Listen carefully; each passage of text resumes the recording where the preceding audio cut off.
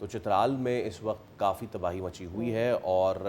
بتایا جا رہا ہے کہ 2015 کے بعد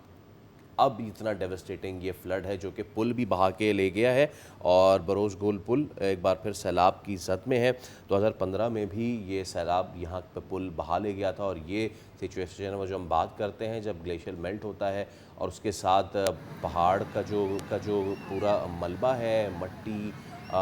کیچڑ، سلج، وہ سارا آتا ہے۔ آپ دیکھ سکتے ہیں پانی کا بہاؤ کتنا تیز ہے۔ ہاں، اور کچھ جو یہاں پر لینڈ سلائڈنگ کے لیے زمین کو نرم آلریڈی کر دیا ہوتا ہے گلیشیل میلٹ نے، اور پھر جب بارشیں ہوتی ہیں تو اس کی وجہ سے مزید نقصان کا سبب بنتی ہے۔ ایسی صورتحال میں بس لوگوں سے یہی ریکویسٹ رہتی ہے کہ یہ جو سچویشن آپ کو دکھائی جا رہی ہے وہ اسی لیے بھی ہے کہ آپ اس کو دیکھیں اور سمجھیں کہ سیکنڈز کے اندر یہاں پر ہم دیکھ رہے ہیں کہ یہ ریلا جو ہے اپنے ساتھ یہ پل بہا کر لے گیا ہے، اور اس کی وجہ سے اگر یہاں پر قریب آبادی ہوتی تو اس کو بہت نقصان بھی ہو سکتا ہے۔ تو اوورآل سچویشن جان لیتے ہیں۔ انجم نذیر صاحب ہمارے ساتھ موجود ہیں، آپ ترجمان ہیں محکمہ موسمیات کے لیے۔ انجم صاحب بہت بہت شکریہ آپ کے وقت کے لیے اور صبح بخیر۔ انجم صاحب، ایک تو یہ کہ یہ جو نچلے درجے کا سیلاب بتایا جا رہا تھا، اب ہم دیکھ رہے ہیں کہ اس کی سچویشن پانی جو ہے وہ اوپر بڑھ رہا ہے، تو کون سے ہمارے دریا ہیں جو اس سے زیادہ افیکٹ ہو سکتے ہیں، اور پھر اس کی لوکل آبادی کے حوالے سے بھی آپ ہمیں بتا سکیں کون سے گاؤں اور کون سے علاقے سے متاثر ہو سکتے ہیں؟ جی بہت شکریہ۔ دیکھیں، دریائے سندھ میں اس وقت گڈو، کالا باغ اور کھکھر کے مقام پہ نچلے درجے کا سیلاب ہے، اور یہ ابھی نچلے درجے کا ہی سیلاب رہے گا، کیونکہ سچویشن کچھ اتنی زیادہ انٹینس نہیں ہے کہ اس کو ہم مزید میڈیم کی طرف لے کے جائیں۔ جناب پہ پچھلے دنوں کچھ تھوڑا سا جو ہے وہ اسٹریس موجود تھا، کیونکہ انڈیا کی طرف سے پانی کا جو فلو ہے اس کی وجہ سے جناب میں اکثر اسٹریس رہتا ہے، اور یہ اسٹریس آگے آنے والے دنوں میں بھی رہے گا۔ اور اس کے علاوہ جو ہے مزید یہ ہے کہ اگر دریائے سندھ کی بات کریں تو نہیں ہے، اور جیسا کہ بتایا گیا کہ ڈیلی بیسس پر جو ہے وہ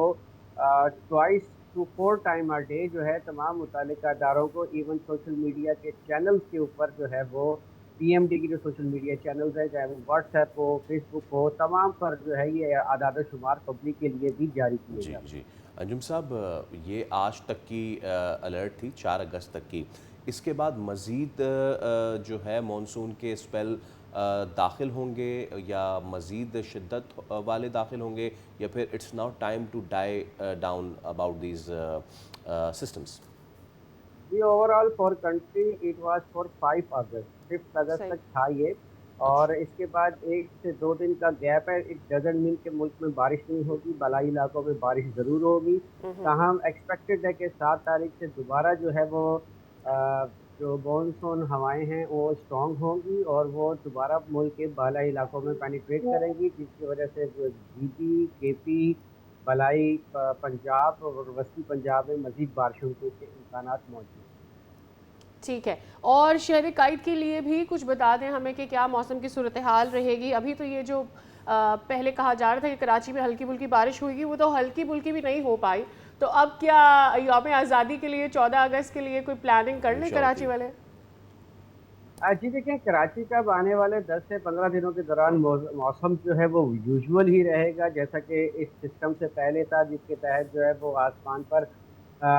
سمندری بادل موجود رہتے ہیں، سمندری ہوائیں بحال رہتی ہیں، موسم آلموسٹ پلیزنٹ ہوتا ہے، اور یہی سلسلہ، اور جو رات گئے صبح کے بعد میں جو تھوڑا بہت بوندا بادی کے امکانات ہوتے ہیں وہ بھی رہیں گے، اور یہ ابھی